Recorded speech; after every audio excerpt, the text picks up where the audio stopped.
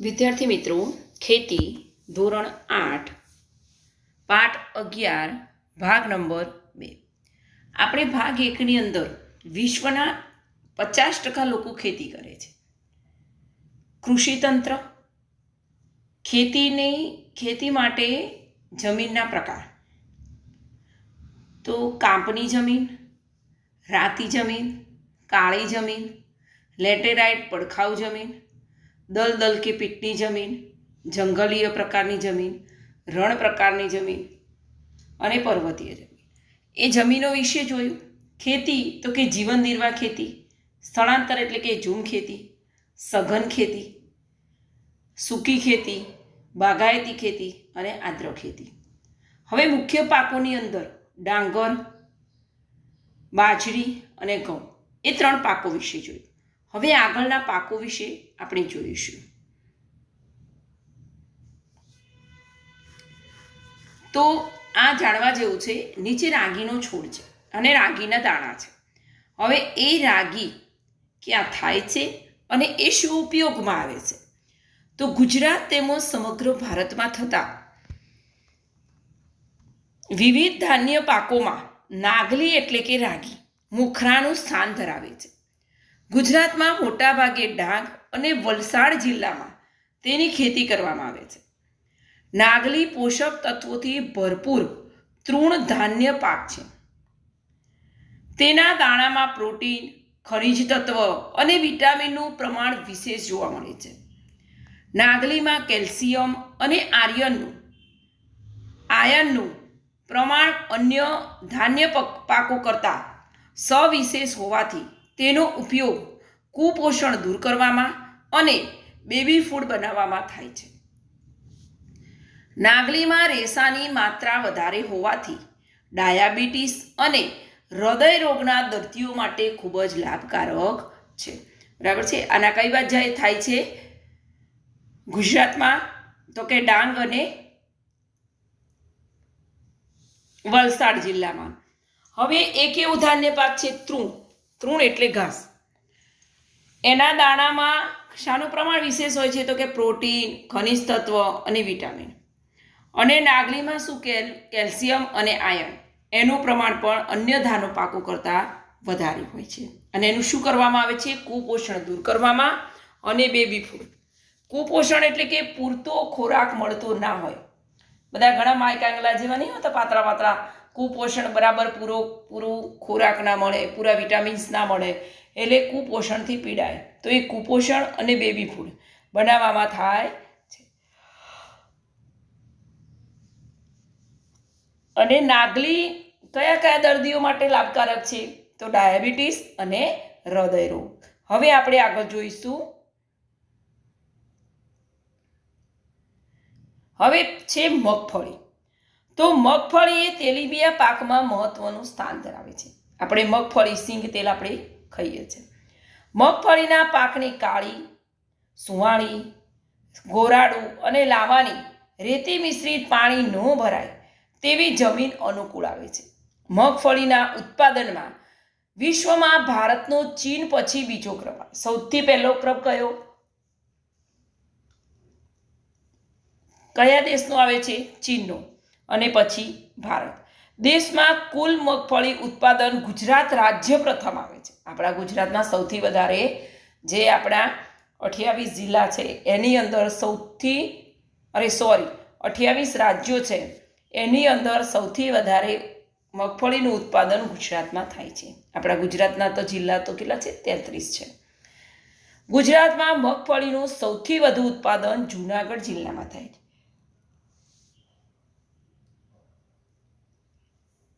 ભારતમાં કે તો ગુજરાત અને ગુજરાતમાં કે તો જૂનાગઢમાં સૌથી વધારે થાય છે. દેશમાં મગફળીમાંથી ખાદ્ય તેલ પ્રાપ્ત કરવામાં આવે છે. આપણે સિંગ તેલ ખાઈએ છીએ એ. બરાબર છે. ચલો, હવે મગફળીના પાકની કેવી જમીન? તો કે કાળી અને ગોરાડું અને સુવાળી અને લાવાની રેતી મિશ્રિત અને પાણી ન ભરાય તેવી જમીન અનુકૂળ આવે છે. વિશ્વમાં ભારતનો કયો ક્રમ આવે છે મગફળી ઉત્પાદનમાં? તો બીજો. અને પહેલો કોનો આવે છે? ચીનનો. હવે દેશમાં કુલ મગફળીના ઉત્પાદનમાં કયું રાજ્ય સૌપ્રથમ આવે? ગુજરાત. ગુજરાતમાં કયો જિલ્લો સૌપ્રથમ આવે? તો કે જુનાગઢ. અને મગફળીમાંથી શું પ્રાપ્ત કરવામાં આવે છે? તો ખાદ્ય તેલ. હવે આપણે આગળ જોઈશું. હવે દિવેલા. દિવેલા આપણે એને એરંડા કહીએ છીએ. દિવેલા એ તેલીબિયા પાક છે. દિવેલાને મધ્યમ કાળી, સારી નિતારવાળી અને રેતાળ જમીન વધુ માફક આવે છે.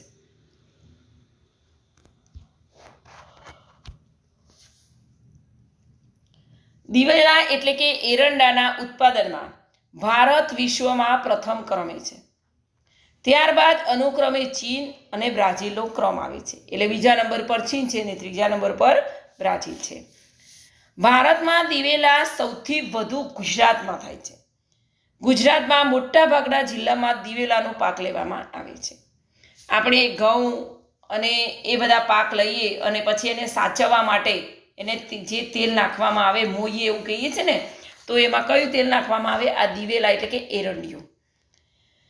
જુનાગઢ, અમરેલી, બનાસકાંઠા, પાટણ, મહેસાણા, સાબરકાંઠા, રાજકોટ, સુરેન્દ્રનગર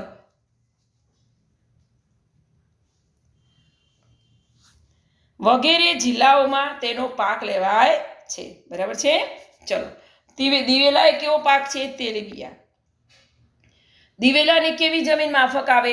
તો મધ્યમ કાળી, સારી નિતારવાળી અને રેતાળ જમીન વધુ માફક આવે. દિવેલા એરંડાના ઉત્પાદનમાં વિશ્વમાં કયા ક્રમે છે? પ્રથમ. બીજા ક્રમે તો ચીન અને ત્રીજા ક્રમે તો બ્રાઝિલ. ભારતમાં દિવેલા સૌથી વધારે ક્યાં થાય છે? તો કે ગુજરાતમાં. અને ગુજરાતમાં કયા કયા જિલ્લામાં લેવામાં આવે છે? તો જુનાગઢ, અમરેલી, બનાસકાંઠા, પાટણ, મહેસાણા, સાબરકાંઠા, રાજકોટ અને સુરેન્દ્રનગર જિલ્લામાં લેવામાં આવે છે.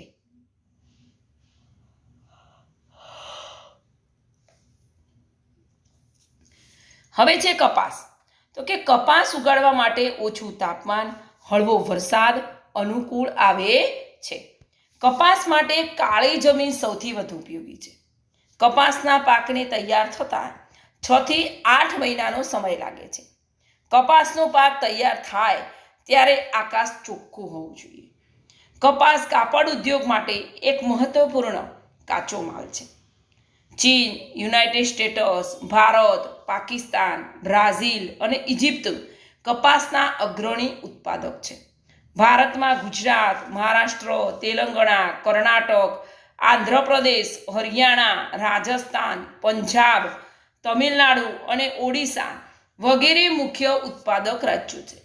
ગુજરાત કપાસના ઉત્પાદનમાં ભારતમાં પ્રથમ સ્થાન ધરાવે. સૌથી વધારે ક્યાં થાય ભારતમાં?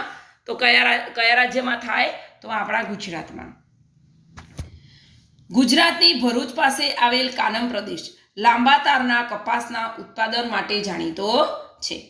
ગુજરાતમાં સુરેન્દ્રનગર, રાજકોટ, વડોદરા, અમદાવાદ, સાબરકાંઠા, મહેસાણા, બોટાદ, ભરૂચ, ખેડા, સુરત, પંચમહાલ, અમરેલી, ભાવનગર, પાટણ, જૂનાગઢ, જામનગર વગેરે જિલ્લાઓમાં કપાસનું વધુ ઉત્પાદન થાય છે. બરાબર છે? ચલો, કપાસને ઉગાડવા માટે કેવું તાપમાન જોઈએ? તો કે ઓછું તાપમાન અને હળવો વરસાદ. અને જમીન કેવી જોઈએ? તો કે કાળી જમીન. કપાસના પાકને તૈયાર થતાં કેટલો સમય લાગે? તો કે 6 થી 8 મહિના. હવે કપાસનો પાક તૈયાર થાય એટલે આકાશ કેવું હોવું જોઈએ? ચોખ્ખું. અને એ કયા ઉદ્યોગ માટે મહત્વપૂર્ણ કાચો માલ છે? કાપડ ઉદ્યોગ. કપાસ કયા કયા દેશોમાં થાય છે? તો સૌથી પહેલું તો આવે ચીન, પછી યુનાઇટેડ સ્ટેટ્સ, પછી ભારત, પાકિસ્તાન, બ્રાઝિલ અને ઇજિપ્ત. હવે ભારતમાં કયા કયા રાજ્યોમાં થાય? તો કે ગુજરાત, મહારાષ્ટ્ર, તેલંગાણા, કર્ણાટક, આંધ્રપ્રદેશ, હરિયાણા, રાજસ્થાન, પંજાબ, તમિલનાડુ અને ઓડિશા. ભારતમાં કપાસમાં પ્રથમ સ્થાને કયું રાજ્ય આવે છે? તો કે ગુજરાત. અને ગુજરાતમાં કયો પ્રદેશ લાંબા તારના કપાસના ઉત્પાદન માટે જાણીતો છે? તો ભરૂચ પાસે આવેલ કાનમ પ્રદેશ. હવે ગુજરાતમાં કયા કયા જિલ્લામાં થાય છે કપાસ?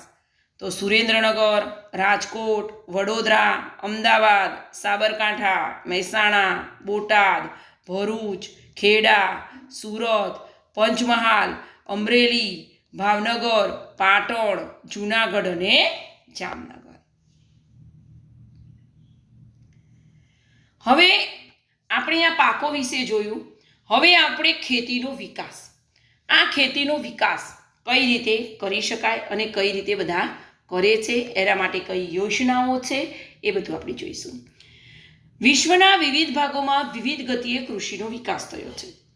મોટા પ્રમાણમાં વધુ વસ્તી ધરાવતા વિકાસશીલ દેશો મોટા ભાગે સઘન કૃષિ, સઘન એટલે આપણે આગળના ભાગમાં જોઈ ગયા, સઘન કૃષિ એટલે કે આધુનિક ખેતી કરે છે. ખેતી વિકાસ વધતી વસ્તીની વધુ માંગણે પહોંચી વળવા ખેત ઉત્પાદનમાં વધારો કરવાના પ્રયત્નોથી સંબંધિત છે. આ ઘણી રીતે પ્રાપ્ત કરી શકાય છે, જેમ કે વાવેતર ક્ષેત્રનો વિસ્તાર કરીને, વાવેતર પાકની સંખ્યામાં વધારો કરીને, સિંચાઈની સુવિધામાં સુધારો કરીને, ખાતરોનો ઉપયોગ કરીને, ઉચ્ચ ઉપજ આપતા બીજના પ્રયોગ દ્વારા ખેતીનું યાંત્રિકીકરણ એટલે યંત્રો દ્વારા પણ ખેતીના વિકાસનું એક અન્ય પાસું છે. ખેતી વિકાસનું અંતિમ લક્ષ્ય એ ખોરાકની સુરક્ષામાં વધારો કરવાનો છે. બરાબર છે. ચલો હવે આપણે આગળ જોઈશું. કિસાન ક્રેડિટ કાર્ડ છે. તો ખેતી ક્ષેત્ર સહકારી પ્રવૃત્તિનો વિકાસ પણ ખૂબ સારો થયો છે. કિસાન ક્રેડિટ કાર્ડ દ્વારા અને રાષ્ટ્રીયકૃત તેમજ સહકારી બેંકો દ્વારા ખેડૂતોને આર્થિક મદદ માટે કૃષિ ધિરાણ આપવા એટલે કે લોન આપવામાં આવે છે. જેટલી જમીન હોય એના ઉપર લોન આપવામાં આવે છે. ખેત પેદાશો સંગ્રહવા જુદા જુદા ભાગોમાં ગોદામોની સગવડ કરવામાં આવી છે.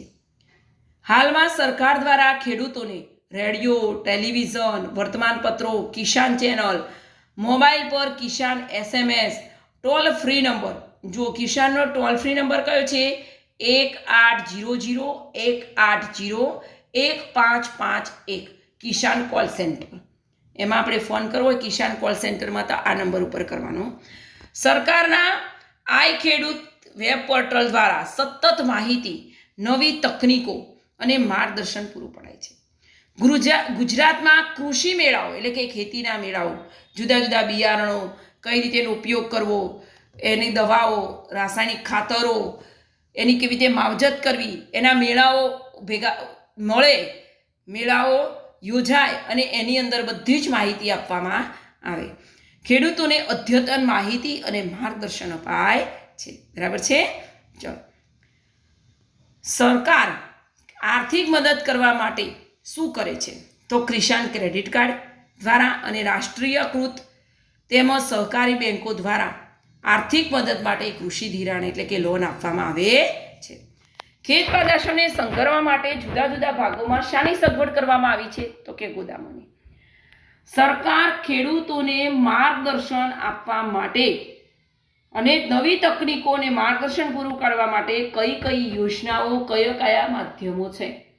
તો રેડિયો, ટેલિવિઝન, વર્તમાનપત્રો, કિસાન ચેનલ, મોબાઈલ પર કિસાન SMS, ટોલ ફ્રી નંબર 180018011551 એટલે કે કિસાન કોલ સેન્ટર, સરકારના આઈ ખેડૂત વેબ પોર્ટલ દ્વારા સતત માહિતી આપવામાં આવે, તકનીકો અને માર્ગદર્શન પૂરું પડાય છે. બરાબર છે. ગુજરાતમાં કેવા મેળાઓ યોજાય? તો કે કૃષિ મેળાઓ, અને એના દ્વારા અદ્યતન માહિતી અને માર્ગદર્શન આપવામાં આવે છે. હવે આપણે આગળ જોઈશું. હવે છે સુધારેલા બિયારણ. તો ખેત ઉત્પાદન માટે બિયારણ એક મહત્વનો ભાગ ભજવે છે. ખેતીમાંથી વધુ ઉત્પાદન મેળવવા આજે સુધારેલા બિયારણો અને પૃથ્થકરણ કરેલા બિયારણોનો ઉપયોગ થવા લાગ્યો છે. સરકાર દ્વારા બિયારણ વૃદ્ધિ કેન્દ્રો સ્થાપવામાં આવ્યા છે. બાયોટેનિક પદ્ધતિથી બાગાયતી પાકો માટે ખાસ પ્રકારના રોપા તૈયાર કરવામાં આવે છે, જેના દ્વારા વહેલી પાકતી અને વધુ ઉત્પાદન આપતી જાતો વિકસાવાય છે. સુધારેલા બિયારણોને લીધે ભારત ધાન્ય પાકોની બાબતમાં વધુ ઉત્પાદન મેળવી અન્ન ક્ષેત્રે સ્વાવલંબી બન્યું છે. બરાબર છે. હવે આપણે આગળ જોઈશું.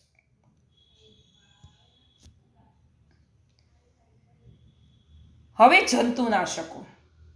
તો ભારતમાં ખેતીમાં પાકોને થતું નુકસાન અટકાવવા માટે જંતુનાશક રસાયણો મહત્વનો ભાગ ભજવે છે. ખેતીમાં વધુ પડતા રાસાયણિક જંતુનાશકોના અવિવેકી અને આડેધડ ઉપયોગના કારણે જમીન અને પાણીનું પ્રદૂષણ વધ્યું છે. ખેત પેદાશોમાં ઝેરી તત્વો મનુષ્યના આરોગ્ય પર પણ તે લાંબે ગાળે ખરાબ અસરો પાડે છે. ખેતી પાકોમાં નુકસાન કરતી જીવાતોના નિયંત્રણ માટે જીવાણુ એટલે કે બેક્ટેરિયા, વિષાણુ, ફૂગ, કૃમિ અને વનસ્પતિજન્ય જૈવિક કીટનાશકોનો ઉપયોગ થાય છે. તેમાં જીવાણુઓ લગભગ 90% હિસ્સો ધરાવે છે. જીવાતો પર લગભગ 100 જેટલા જુદા જુદા જીવાણુઓ રોગ પેદા કરતા નોંધાયેલા છે. ખેતી પાકોમાં જીવાત નિયંત્રણ માટે બીજાણુ ઉત્પન્ન કરતા જીવાણુઓનો ઉપયોગ થાય છે. આ પ્રકારના જીવાણુમાં બેસિલસ જાતિના જીવાણુઓ મોખરે છે. જૈવિક કીટનાશકો બજારમાં વ્યાપારી ધોરણે મળે છે. જૈવિક કીટનાશકો ઉપદ્રવી જીવાતોમાં જુદા જુદા રોગ લાગુ પાડે છે અને પરિણામે તે નાશ પામે છે. બરાબર છે. ખેતીના પાકોને નુકસાન થતું અટકાવવા માટે મહત્વનો ભાગ કોણ ભજવે છે? તો કે જંતુનાશક રસાયણો. બરાબર. ખેતીમાં વધુ પડતા રાસાયણિક જંતુનાશકોનો અવિવેકીને આડેધડ ઉપયોગના કારણે શું વધ્યું છે? જમીન અને પાણીનું પ્રદૂષણ. એના કારણે શાના પર અસર પડે? મનુષ્યના આરોગ્ય પર. હવે ખેતી પાકોમાં નુકસાન કરતી જીવાંતોના નિયંત્રણો માટે શાનો ઉપયોગ થાય છે? તો કે જૈવિક કીટનાશકોનો ઉપયોગ થાય છે. કયા કયા જીવાણુઓ? તો કે બેક્ટેરિયા, વિષાણુ, ફૂગ, કૃમિ અને વનસ્પતિય જૈવિક કીટનાશકોનો ઉપયોગ થાય છે.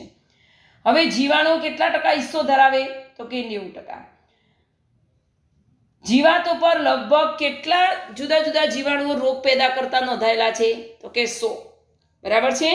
હવે ખેતી પાકોના જીવાતના નિયંત્રણ માટે શું ઉત્પન્ન કરતા જીવાણુનો ઉપયોગ થાય છે? તો કે બીજાણુ. હવે આ પ્રકારના જીવાણુમાં કયા જાતિના જીવાણુઓ મોખરે છે? તો બેસિલસ. હવે જૈવિક કીટનાશકો બજારમાં વ્યાપારી ધોરણે મળે છે. બરાબર છે. હવે આપણે આગળ જોઈશું.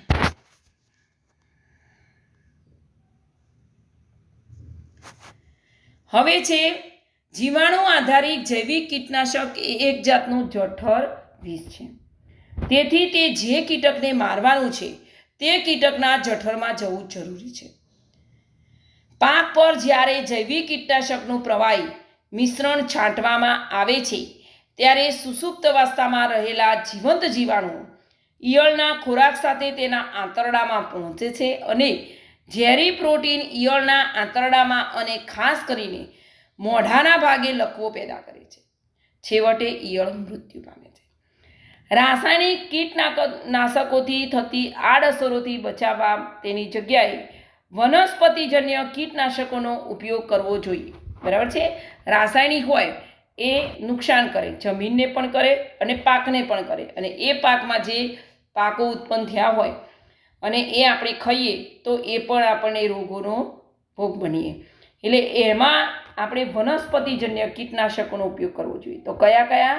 તો લીમડો, કરંજ, મવડો, તુલસી, રતનજોત, ફુદીનો, કારેલા, તમાકુ, સેવંતી વગેરેનો ઉપયોગ જીવાત નિયંત્રણ માટે થાય છે.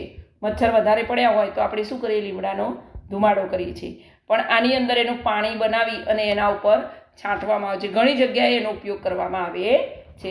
એટલે આમાંથી ઘણા બધા જાણે લીમડો છે, કરંજ છે, મવડો છે, તુલસી છે, રતનજોત છે, ફુદીનો, કારેલા અને તમાકુ અને સેવંતી. બરાબર છે. હવે આપણે આગળ જોઈશું. હવે સિંચાઈની ઉન્નત સગવડો. ખેતી કરી પણ એના માટે સિંચાઈ જરૂરી છે, એને પાણી આપવું જરૂરી છે. તો સિંચાઈ તો કઈ કઈ રીતે આપણે ખેતરમાં પાણી આપીએ છીએ એ આપણે હવે જોઈશું. તો ખેતી માટે પૂરતું પાણી જરૂરી છે. આપણા દેશમાં વરસાદ અનિયમિત અને અચોક્કસ હોવાથી પૂરતું પાણી મળી રહેતું નથી. તેથી સિંચાઈની જુદી જુદી વ્યવસ્થા કરવામાં આવે છે. સામાન્ય રીતે આપણે ત્યાં કૂવાઓ, બોર, નાના મોટા બંધો દ્વારા કૃત્રિમ વ્યવસ્થાથી પાણીનું સિંચન કરવામાં આવે છે, જેને સિંચાઈ કહેવામાં આવે છે. બરાબર છે. સિંચાઈની જુદી જુદી વ્યવસ્થા કેમ કરવામાં આવે? તો ખેતી માટે પાણી પૂરતું જરૂરી છે અને આપણા દેશમાં વરસાદ કેવો છે? અનિયમિત અને અચોક્કસ, એટલે પૂરતું પાણી મળી રહેતું નથી, એટલે સિંચાઈની જુદી જુદી વ્યવસ્થા કરવામાં આવે છે. હવે સિંચાઈ કોને કહેવાય? તો કે સામાન્ય રીતે આપણે ત્યાં કૂવાઓ, બોર, નાના મોટા બંધો દ્વારા કૃત્રિમ વ્યવસ્થાથી પાણીનું સિંચન કરવામાં આવે છે, જેને શું કહેવામાં આવે છે? સિંચાઈ. હવે આ ચિત્ર નહેરનું છે, બરાબર? આપણે નહેર વિશે જોઈશું. ગુજરાતમાં સરદાર સરોવર, ધરો યોજના જેવી અન્ય મહત્વની સિંચાઈ યોજનાઓ છે, જેમાં બંધો દ્વારા જળ સંગ્રહ કરવામાં આવે છે. નહેરોની મદદથી ખેતરો સુધી પાણી પહોંચાડવામાં આવે છે. નહેરોના પાણીનો સિંચાઈ માટે સતત વધુ પડતો ઉપયોગ કરવામાં આવે તો જમીનની ફળદ્રુપતામાં ઘટાડો થાય છે. સતત વધારે પડતો કરવામાં આવે તો જમીનની ફળદ્રુપતા ઘટે, એટલે પાક ઓછો ઉતરે. બરાબર છે? હવે આપણે આગળ જોઈશું. હવે છે ખેત તલાવડી. બાજુમાં ચિત્ર છે, સારું છે, ખેત તલાવડી. અને એ ખેત તલાવડી કેવી રીતે બનાવવામાં આવે છે? તો ખેત તલાવડી ખેતરમાં ઢોળાવાળી જમીનના શેઢા પર બનાવવામાં આવે છે, જેમાં વરસાદના પાણીનો સંગ્રહ કરવામાં આવે છે. વરસાદ બંધ થયા પછી પાકને પાણીની જરૂરિયાત હોય ત્યારે સિંચાઈ માટે ઉપયોગી બને છે. ઘણા એમાં મોટર મૂકે છે, બરાબર છે? મોટર મૂકી, લગભગ એમાં મોટર જ મૂકે, અને મોટર મૂકી અને પાઇપ દ્વારા ખેતરમાં પાણી મૂકવામાં આવે. તો ખેત તલાવડી ક્યાં બનાવવામાં આવે છે? તો ખેતરમાં ઢોળાવાળી જમીનના શેઢા પર બનાવવામાં આવે છે. અને તેમાં કેવા પાણીનો? તો કે વરસાદના પાણીનો સંગ્રહ કરવામાં આવે. અને એનો સિંચાઈ માટે ક્યારે ઉપયોગમાં કરવામાં આવે? તો વરસાદ બંધ થયા પછી પાકને પાણીની જરૂરિયાત હોય ત્યારે સિંચાઈ માટે ઉપયોગી બને છે. હવે આ બીજું છે ચેકડેમ. તો કે નદી, ઝરણા કે વહેણનું પાણી વહી જતું અટકાવવા તેની આગળ પાક્કો બંધ બાંધવામાં આવે છે, તેને ચેકડેમ કહે છે. બરાબર? આપણી ઘણી નદીઓની અંદર ડેમ બાંધેલા હોય છે, ચેકડેમ આવા બાંધેલા હોય છે.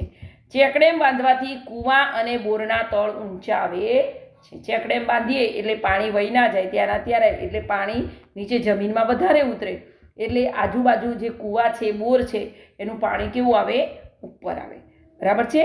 ચેકડેમ કોને કહેવામાં આવે?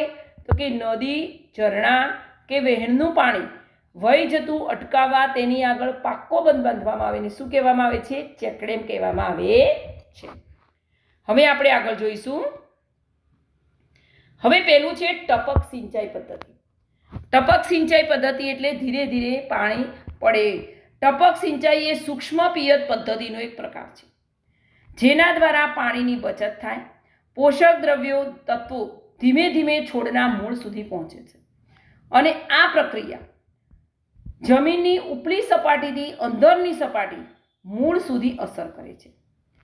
આનો મુખ્ય ધ્યેય બાષ્પીભવન ઓછું કરી છેક મૂળ સુધી સીધું જ પાણી પહોંચાડવાનું છે. ટપક સિંચાઈ પદ્ધતિમાં વાલ્વ, પાઇપ, નળીઓ અને ઉત્સર્જકોનો સહિયારો ઉપયોગ કરી પાણી સિંચવામાં આવે છે. પાણી અને પોષક તત્વોને ડ્રીપર લાઇન્સ તરીકે ઓળખાતા પાઇપોમાં આ ક્ષેત્રમાં વિતરણ કરવામાં આવે છે, જેમાં ડ્રીપર તરીકે ઓળખાતા નાના એકમો હોય છે. દરેક ડ્રીપર પાણી અને ખાતરો ધરાવતા ટીપાને બહાર કાઢે છે. બરાબર છે? ચાલો, ટપક સિંચાઈનો એક કેવી રીતે પાણી આપવામાં આવે છે અને એનો ઉપાય શું, એનું મહત્વ કેમ ટપક સિંચાઈ પદ્ધતિનો ઉપયોગ કરવામાં આવે છે? તો એ સૂક્ષ્મ પિયત પદ્ધતિનો એક પ્રકાર છે, અને એના દ્વારા શું થાય? પાણીની બચત અને પોષક તત્વો ધીમે ધીમે છોડના મૂળ સુધી પહોંચે અને જમીનની ઉપલી સપાટીથી છેક અંદરની સપાટી એટલે મૂળ સુધી અસર કરે. અને એનો મુખ્ય ધ્યેય કયો? તો બાષ્પીભવન ઓછું કરી મૂળ સુધી સીધું જ પાણી પહોંચાડવાનું છે.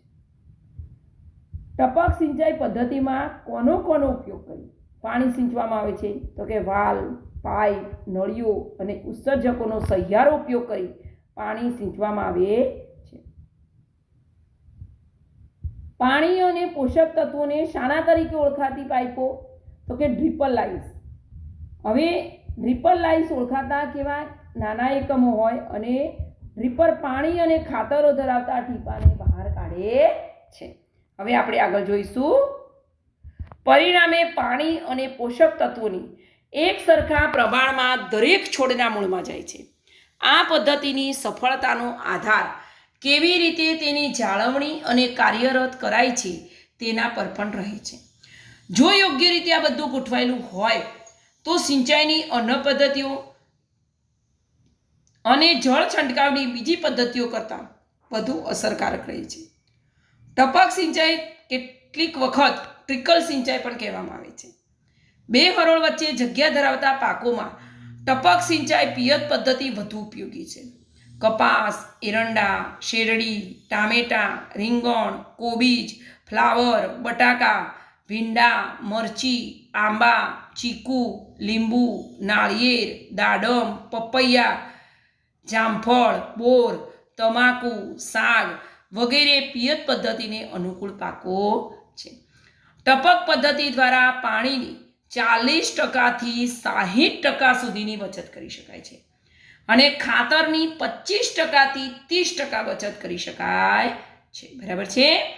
ચાલો હવે ટપક સિંચાઈ પદ્ધતિમાં આપણે કયા પાકો લઈ શકીએ? તો કપાસ, એરંડા, શેરડી, ટામેટાં, રીંગણ, કોબીજ, ફ્લાવર, બટાટા, ભીંડા, મરચી, આંબા, ચીકુ, લીંબુ, નાળિયેર, દાડમ, પપૈયા, જામફળ, બોર, તમાકુ અને સાગ.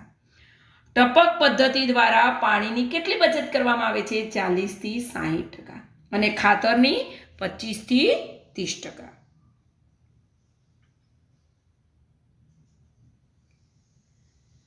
હવે ક્યારા, પાળા, ખામણા, ધોરિયા, જમીન પોચી રાખવા, ગોળ કરવાની તેમજ પિયત આપવા માટેની મજૂરી પણ બચે છે.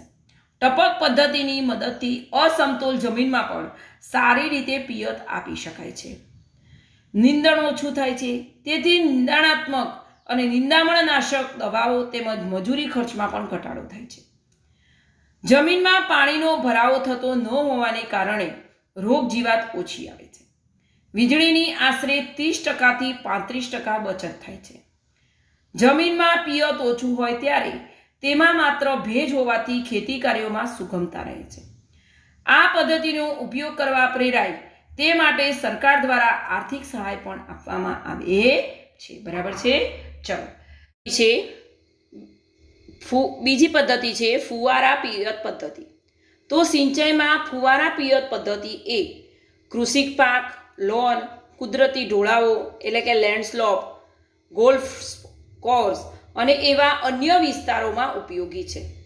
આ સાધનનો ઉપયોગ ઠંડક અને ધૂળની ડમરીને ડામવા બેસાડવા માટે પણ થાય છે.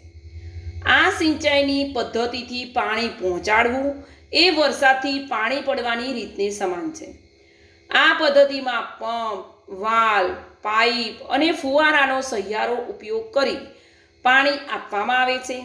કાટખૂણે ગોઠવેલ પાઇપ, તેની ઉપર ફરતી નોઝલ જે મુખ્ય પાઇપ સાથે ચોક્કસ અંતરે જોડાયેલ હોય છે. આ નોઝલ દ્વારા હવામાં ફુવારા વડે જમીનની શોષણ ક્ષમતાથી ઓછા પ્રમાણમાં જમીન પર વરસાદ રૂપે પાડવામાં આવે છે. બરાબર છે. સિંચાઈ ફુવારા પદ્ધતિ કયા વિસ્તારોમાં ઉપયોગી છે? તો કે કૃષિક પાક, લોન, કુદરતી ઢોળાવ એટલે કે લેન્ડસ્લોપ અને ગોલ્ફ કોર્સ એવા અન્ય વિસ્તારોમાં ઉપયોગી છે. આ સાધનનો ઉપયોગ આપણે શાના માટે કરીએ છીએ? તો કે ઠંડક અને ધૂળની ડમરીને ડામવા અને બેસાડવા માટે. હવે આ ફુવારા પિયત પદ્ધતિ કેવી રીતે કરવામાં આવે છે? તો કે પંપ, વાલ, પાઇપ અને ફુવારાનો સહિયારો ઉપયોગ કરી પાણી આપવામાં આવે છે અને કાટખૂણે ગોઠવેલ પાઇપ અને નોઝલ જે મુખ્ય પાઇપ સાથે ચોક્કસ અંતરે જોડાયેલા હોય જે તમે આ ફોટામાં જોઈ શકો છો. બરાબર છે. હવે આગળ જોઈશું. હવે ફુવારા સિંચાઈનો ઉપયોગ ઘણું ખરું રહેણાંક વિસ્તાર, ઔદ્યોગિક એકમો અને કૃષિ ક્ષેત્રે થાય છે. વળી જ્યાં ઉબડ-ખાબડ જમીન છે, રેતાળ જમીન છે, ત્યાં ટૂંકા ગાળે વવાતા પાકો માટે વધુ ઉપયોગી છે. ઘઉં, બાજરી, જુવાર, મકાઈ, મગફળી, ચણા, ડુંગળી, રજકો અને ઘાસચારાના પાકો મેથી, ચોળી, ફ્લાવર, કોબીજ, ભીંડા, બટાટા, શેરડી વગેરે ફુવારા પિયત પદ્ધતિને અનુકૂળ પાકો છે. આમ ખેતીમાં વિવિધ આધુનિક સિંચાઈ પદ્ધતિના ઉપયોગથી પાણીનો બચાવ અને જમીનની ગુણવત્તા જાળવવાથી વધુ ઉત્પાદન મેળવી શકાય છે. બરાબર છે. ફુવારા પદ્ધતિમાં આપણે કયા કયા પાક લઈ શકીએ છીએ? તો કે ઘઉં, બાજરી, જુવાર, મકાઈ, મગફળી, ચણા, ડુંગળી, રજકો અને ઘાસચારાના પાકો મેથી, ચોળી, ફ્લાવર, કોબીજ, ભીંડા, બટાટા, શેરડી લઈ શકીએ છીએ. ખેતી પાકની અંદર ખેતી, જમીનના પ્રકાર, ખેતીના પ્રકાર, મુખ્ય પાકો, સિંચાઈની સગવડો, ખેતીના વિકાસ માટેની સગવડો, સુધારેલા બિયારણો, જંતુનાશકો, સિંચાઈની સગવડો, ટપક સિંચાઈ પદ્ધતિ, ફુવારા પદ્ધતિ. ભાગ 1 અને ભાગ 2માં જોયું. આ બંને વિડીયોને જોવા અને